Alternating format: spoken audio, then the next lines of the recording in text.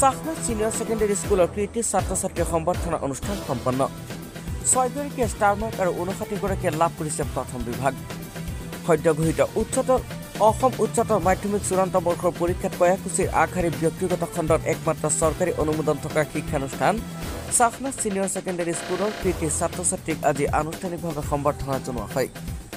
জানিব পৰা মতে চাকনা সিনিয়ৰ সেকেন্ডাৰী স্কুলৰ পৰা এইবাৰে 94গৰাকী পৰীক্ষাৰ্থীয়ে পৰীক্ষাত অৱতীৰ্ণ হৈছিল যদিও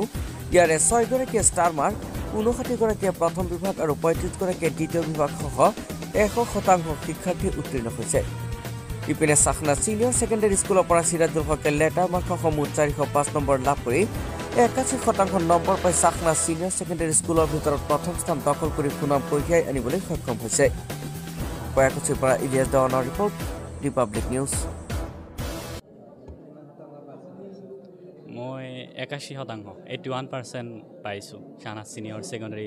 স্কুলৰ পৰা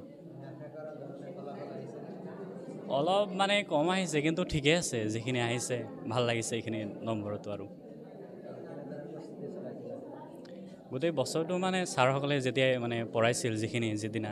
সেইদিনা পঢ়িছিলোঁ বছৰৰ আৰম্ভণিৰ পৰাই ভালদৰে পঢ়িছিলোঁ আৰু পৰীক্ষাসমূহ যিবোৰ পাতিছিল কলেজত এইবোৰ নিয়মিতভাৱে দিছিলোঁ দিনত 7ৰ পৰা 8 ঘণ্টামান পঢ়া হৈছিল কেৱল মানে এটা বছৰ পঢ়াৰ লগতে ভালদৰে জড়িত আছিলোঁ বাহিৰা খেলা ধূলাৰ লগত তেনেকুৱা সিমান জড়িত নাছিলোঁ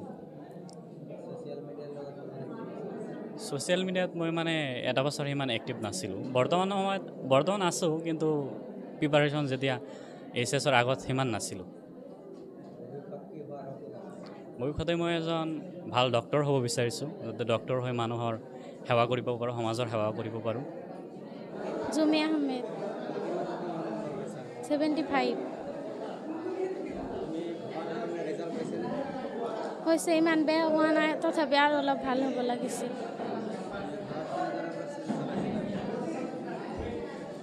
পঢ়িছিলোঁ অলপ বেছি পঢ়া নাই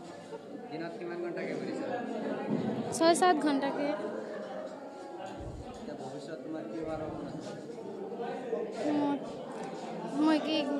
MBBSৰ কাৰণে নীটৰ কোচিং কৰিম এতিয়া কি হয় সেইটো চাম পোনপ্ৰথমে মই এই সাংবাদিক বন্ধুসকলক আন্তৰিক শুভেচ্ছা জ্ঞাপন কৰিছোঁ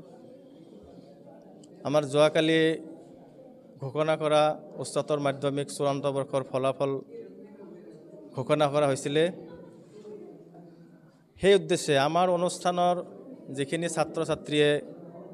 সফলতাৰে আমাৰ অনুষ্ঠানখনৰ গৌৰৱ কৰি আনিবলৈ সক্ষম হৈছে সেই ছাত্ৰ ছাত্ৰীখিনিক আমি আজি আনুষ্ঠানিকভাৱে ইয়াত আমন্ত্ৰণ কৰিছিলোঁ তো সেই সম্বন্ধে আমি সেইখিনি ছাত্ৰ ছাত্ৰীক তেওঁলোকৰ ভৱিষ্যত জীৱন কেনেকৈ তেওঁলোকে আগবাঢ়ি যাব সেই সম্পৰ্কে তেওঁলোকৰ লগত আমি অলপ মত বিনিময় কৰিলোঁ এইবেলি আমাৰ অনুষ্ঠানৰ পৰা 94 ষ্টুডেণ্টে চূড়ান্ত পৰীক্ষাত অৱতীৰ্ণ হৈছিলে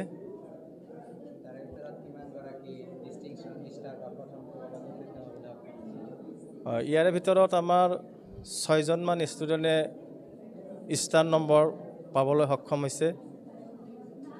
আৰু প্ৰথম বিভাগত 59জন ষ্টুডেণ্টে উত্তীৰ্ণ হৈছে আৰু দ্বিতীয় বিভাগত 35জন ষ্টুডেণ্ট উত্তীৰ্ণ হৈছে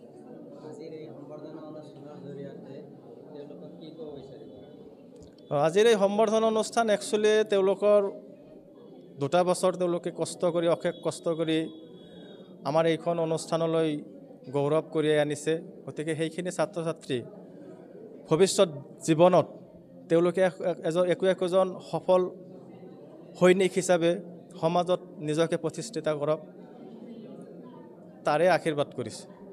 মোৰ নাম ববিদুল ইছলাম মই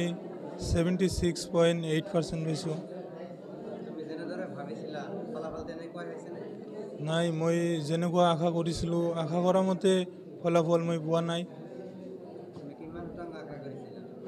মই ভাবিছিলোঁ যে 85 মান পাম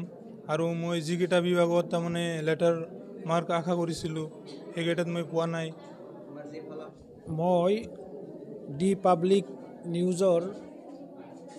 কৰ্মকৰ্তাসকলক ধন্যবাদ জ্ঞাপন কৰিছোঁ। তাৰ লগে লগে শ্বাহনাজ ছিনিয়ৰ ছেকেণ্ডেৰী স্কুলৰ আজিৰ এই শুভ দিনত শুভ ক্ষণত